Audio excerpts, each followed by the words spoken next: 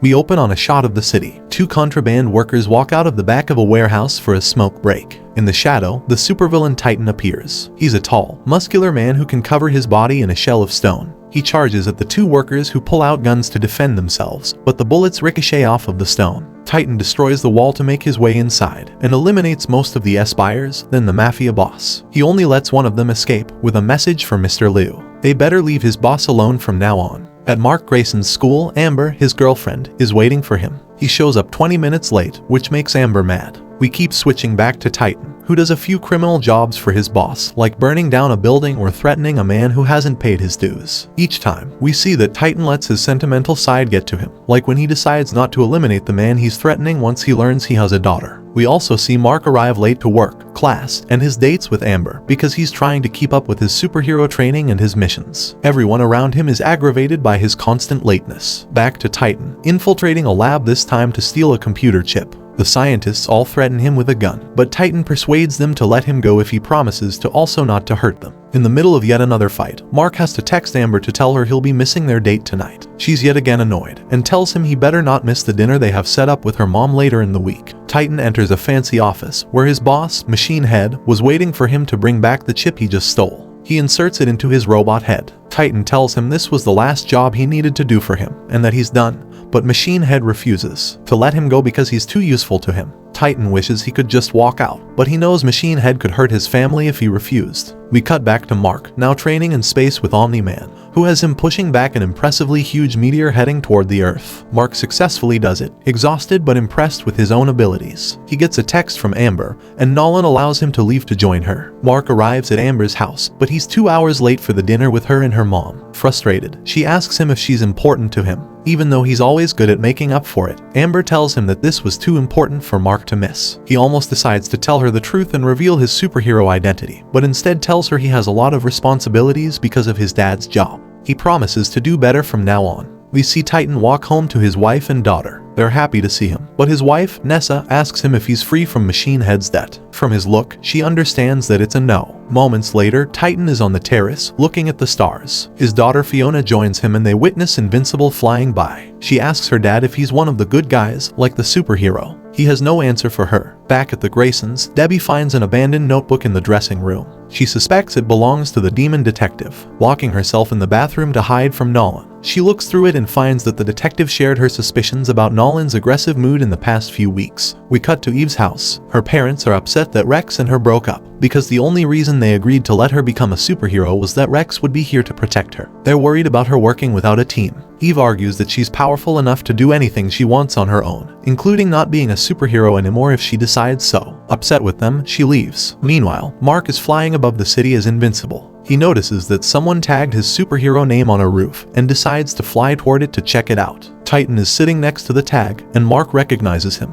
He called him here because he wants his help to take down his boss, Machine Head. Mark answers smugly that his job is to take care of big picture things, and that he doesn't care about corruption in just one city. Titan dares him to come to see what goes on in the city streets, down where he can't see when he flies up above. The two witness multiple scams and traffics around the city, as Titan explains to Mark the influence Machine Head has and how he abuses his power. Before he leaves, Titan asks him to consider everything he just saw before accepting or not his offer. That evening, during dinner, Mark tells his dad about the mission Titan offered him. Debbie is not really listening to them, visibly distressed. The stress of all the suspicions against her husband are getting to her. Nolan is against Mark teaming up with Titan, saying that he's probably using him. Even if he isn't, as a Viltrumite, he thinks this is all beneath him. Mark says he'll sleep on it. We go to the new Guardians of the Globe's headquarters, where the team is just back from a successful mission. They seem to all be getting along a lot better, except with Robot and Black Samson, who disapprove of everyone's laid-back attitude. Black Samson wants to study their recent fight so they can get better at working as a team and save more people next time. As always, Rex doesn't take him seriously and starts bickering with him. After school, Eve and Mark leave together. He notices that Eve is in a sour mood because of the argument with her parents. Before they can talk about it, Amber joins them. She's looking forward to later in the evening, because Mark agreed to come to help her at the Beckwell Community Center. She cooks lunch for those in need twice a week. After Mark leaves, Amber invites Eve to tag along and she accepts. She also asks Eve if she's noticed that Mark has been acting strange. Eve, knowing the real reason of Mark's perpetual lateness as a fellow superhero, puts in a good word for him. It cheers Amber up to hear from someone else that Mark cares about her. Later, Titan explains to Invincible his plan to get to Machine Head. After considering it for a moment, and reminding himself about how concerned Titan seemed for the well-being of the people getting scammed by Machine Head, he agrees to help. We cut to the Mauler twin, woken up by beeping machines. His clone is ready, he transfers his consciousness into it, and the Mauler twins are back. The robot has been watching from the shadows and reveals himself. He needs their expertise with DNA to replicate someone, and he shows them the vial with Rex's blood in it that he got in episode 4. Debbie is in her car. She huffs out to calm her nerves before calling Nolan on the phone. She came up with a distraction for Nolan, so that he'd be away from the house for a while and she'd have time to look around for clues. With her time almost up, she finds a trash bag above the kitchen curtains. It contains Nolan's bloody supersuit from the murder scene. Nolan comes home before she can inspect it further. We cut to Machine Head's building. As the sun is going down, Titan and Invincible force their way in through a window and make their way up to Machine Head himself. He doesn't seem the least bit surprised to see them. Thanks to the chip he inserted into his robot head earlier, he can now use quantum physics to see future probabilities and outsmart a plan like theirs. His second-hand man, Isotope, teleports 4 supervillains into the room. In the kitchens of the Beckwell Community Center, Eve just joined Amber. She shows her around and tells her that Mark has yet to show up. Back inside Machine Head's office, Invincible and Titan are quickly overpowered by the 4 supervillains. Seeing the situation slip out of control, Mark becomes mad, and just like the first time he saved Adam Eve, it gives him a surge of energy and strength. He's able to fight off 2 of the supervillains, before one of them, Battle Beast, shoves him to the ground. The new Guardians of the Globe burst into the wall to assist them in the fight. Black Samson tells Mark that Cecil got an anonymous call. But even 6 against 4, the Guardians are overpowered by the villains and all taken out or immobilized. Battle Beast moves closer to Invincible, menacing. He says that he's disappointed, thinking this world would have had worthy opponents, and smashes Invincible with his staff. Both Black Samson and Monster Girl manage to free themselves, but they're just as easily taken out by Battle Beast. He smashes Monster Girl's head with a rock, which makes Robot yell out a cry, furious about what he did to her. The heroes double in strength and finally overpower the villains. Battle Beast is the only one who escapes, deciding that this fight is beneath him. Machine Head has been watching this whole time, but just as he's about to teleport away with Isotope, Rex knocks him out. Invincible wakes up later, losing a lot of blood. Titan kneels next to him and apologizes before leaving. GDA paramedics are sent in to try and save the severely wounded heroes, including Mark. Cecil arrives and says they can't lose him, because they need him. They take a sample of his blood. Cecil walks up to Machine Head, now in handcuffs, and opens his robot head to take away the chip. Meanwhile, Eve and Amber are cleaning up the kitchen after serving food at the Beckwell Center. Eve gets a phone call. Looking distressed, she tells Amber that she has to go. We see Debbie on the phone, also learning the news about Mark. Later in the night, once the battle scene has been cleared and the wounded heroes have been taken away, Isotope teleports back inside. Titan is here too, changed into a fancy suit. We learn that he's lied to Mark all along, and he was conspiring with Isotope to take down Machine Head and become the new boss. In episode 6, we open on a view of a university campus at night. 3 pretty girls are making their way back to their dorms. A drunk guy comes up to them, boasting that he's Doug Cheston, the son of a very rich pharmaceutical expert. As the girls walk away, disgusted with his drunk slurring, Doug is injected with a needle from behind and passes out. He wakes up confused, strapped to a medical table. A mysterious man tells him he's going to make him his most beautiful creation yet. Doug doesn't panic until he realizes his arm has been replaced with a metal hook. We cut to the GDASR, where the heroes who were severely wounded in the previous episode are rushed in. Black Samson, Monster Girl, and Invincible. Robot steps in even if he's not allowed to, being the only one who knows enough about Monster Girl to help them heal her. Black Samson is passed out and on the verge of eternal sleep, but the technology implanted into him emits a strong light surge, with enough energy to make his heart start beating again. Debbie and Nolan, Mark's parents, come in and watch as they also try to save him. Mark finally wakes up 6 days later. His parents and Eve are next to his bed, relieved to see him regain consciousness. Eve has told his girlfriend Amber, who doesn't know about his superhero identity, that he's been hit by a bus. After he's out of the hospital, Mark visits Amber at her house. Even though it turned out Mark got badly injured, she's still upset he bailed on her when he promised to be around more often. Mark asks her to let them start over. She thinks about it for a moment, then accepts. They share a kiss. Back at school, Mark catches up with his best friend William. His friend tells him that he's going to Upstate University on Friday to visit his crush and get a tour of the campus. This makes Mark consider his future and what he'd like to do after high school. He asks William if he can come and bring Amber along.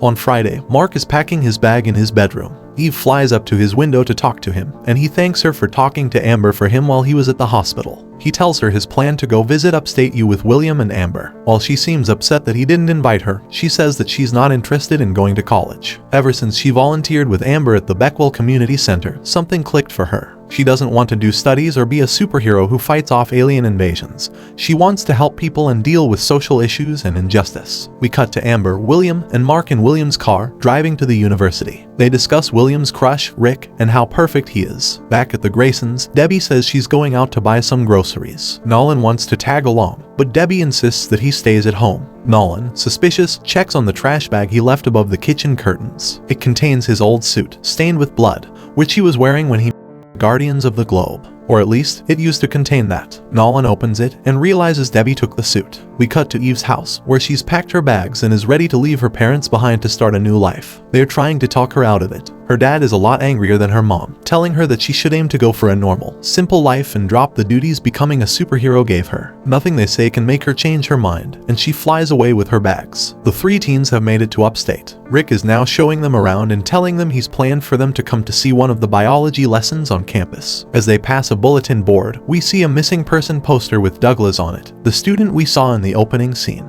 Now sitting inside the lecture hall, the four of them listen to a lesson about what can be done to raise a human's quality of life. Another student cuts off the teacher and speaks up. He's a boy in a suit with a smug attitude, called Sinclair, attending the university on a genius grant. According to him, humans are machines and need to be upgraded. Amber stands up to him, telling him she thinks it sounds stupid. Sinclair gets annoyed and calls them all morons. The teacher makes him leave the class. We go back to Eve. She's traveled to the forest and built herself a treehouse to move into, excited at the prospect of a new life. After the biology lesson ends, William and Rick part way with Mark and Amber to have time to themselves. Amber and Mark have fun around campus, experiencing what student life has to offer. Mark is charmed by the campus and asks Amber how she would feel about coming to study here with him, but she makes him notice that he'll have to get his grades up if he wants that to happen. Just as William and Rick join them again, an explosion goes off. A cyborg man has burst a hole through the ground. Like a Frankenstein monster, he's stumbling around and scaring the off. Amber urges everyone to get to safety. The cyborg grabs Rick, and William throws soda cans at him to attract his attention and save Rick, so the cyborg attacks William instead, lifting him off the ground. Even if Mark is not supposed to be on superhero duty, he can't let his best friend get hurt. He quickly disappears and reappears, now dressed as Invincible to fight off the cyborg. William, up close to Invincible, understands that the superhero is actually Mark. His friend tells him to get to safety and begins fighting the cyborg. He has a lot of strength, so Mark is struggling to get the situation under control, until he rips off the cyborg's mask. We recognize Douglas under it, now severely disfigured. Douglas sees a reflection of himself as a cyborg in the water fountain, and is so distressed to see what he's become that he impales himself on the school statue. Rick and Amber rush to William to see if he's okay, and Rick thanks him for saving his life. Mark reappears without his costume as fast as possible, but Amber thinks he ran away like a coward and is mad at him. Further away, we see Sinclair pick up the cyborg's mask. We understand that he's the one who's been making all of these half-human, half-machine experiments. Now, his eyes are set on Rick, who has a perfectly healthy body to experiment with. We go back to the hospital of the GDA. Monster Girl is still unconscious. Robot makes it back to the hospital after collecting a rare cerulean flower, which will help with her chances of survival. The doctors are impressed and get to work, taking the flower. Art Rosenbaum, an expert in superhero suits, lets Debbie come into his secret lab. She brought him Nolan's Omni-Man supersuit, the one from the day the Guardians were murdered. After analyzing the suit, he was able to determine that Omni-Man has fought with all of the Guardians of the Globe, disproving that he was at the fight scene to defend the Guardians. He also has proof that Nolan is the one who attacked first. Debbie is devastated, but has to face the truth. Nolan murdered the Guardians of the Globe. She tells Art to keep their finds a secret. Back at Upstate U, the teens have returned to Rick's dorm room. Amber is still mad at Mark and refuses to sleep in the same room as him tonight. Rick is still hopeful that Amber will calm down after a while, and decides to go out to buy beers for everyone. We cut to Adam Eve, who has now started helping people around the forest by stopping forest fires, or helping a farmer's crops flourish faster. Meanwhile, the Mahler twins are still at work on the project Robot gave them. A human body is slowly growing inside one of their liquid tanks, but they're asking for Robot to pay up now. They're not sure they can trust him. In Rick's dorm room, Amber got invited to a college party and decided to go alone. William is worried because his FaceTime call with Rick abruptly cut off as he was making his way back from the store. He asks Mark to help him look for Rick, but Mark chooses to go after Amber instead. At the hospital, Black Samson has made a full recovery too and left. Robot is still by Monter Girl's side, who wakes up moments later. Robot fills her in on what happened and she's very emotional to learn that Robot stayed here with her while she was recovering. William has started looking for Rick on his own and found his cell phone, smashed and abandoned on the ground. Through a trail of objects Rick left behind, he finds a passage leading to the sewers. As Art is about to leave his shop for the night, Nolan shows up and invites him to drink a few beers together. The conversation turns awkward, with Art remembering what he found out about Nolan earlier. Before leaving, Nolan says something strange that Art takes as a threat. Mark makes it to the party Amber is attending. He finds her laughing with Luke, the college student who invited her. Luke already has a girlfriend, but Mark can't know that and is immediately jealous. William tries to call him, but the connection is bad and with the party noises around, Mark doesn't hear that he's calling for help. Right before the video call cuts off, Mark sees a cyborg behind William. Down in the sewers, William has been captured by the cyborg and is brought to the same surgery table we saw at the beginning of the episode. Sinclair comes out of the shadows, holding surgical tools. Mark has changed back into his invincible costume, now looking for William, worried. He makes it to the sewers, but is attacked by 3 of Sinclair's cyborgs. He's brought into Sinclair's secret room, and we find William as Sinclair is about to. Mark can't get to him because he's fighting off the cyborgs. He tears off the mask of one of them and we see that it's Rick. William tries to get his attention by reminding him of good times they've shared, but Sinclair says it's useless because he's removed the emotional part of his brain. As Sinclair starts to make a cut in William's arm, his yell finally makes Rick react. He tears off the battery Sinclair implanted in his head and gains back consciousness, then does the same to the other cyborgs. Sinclair flees before he can get captured. Mark and Rick rush to William's side to free him. To their surprise, William launches at Sinclair's pursuit and tackles him to the ground. Thanks to William, the GDA was able to capture Sinclair and take him to jail. They arrived and took the cyborg men to the emergency room. William and Mark watch sadly as they take Rick away. Cecil tells Mark that they'll take it from here. They go back to Rick's dorm room, exhausted. Amber is asleep and Mark chooses not to bother her. Eve makes it back to her treehouse after a good, fulfilling day of helping people. She falls asleep, happy with herself. When Nolan makes it back home, Debbie is drinking away her pain. She asks Nolan why he eliminated the Guardians of the Globe. Nolan dismisses it, and Debbie gets mad, smashing a glass. He's never seen her this furious. For the first time, he seems really affected and unsure. She insults him and leaves.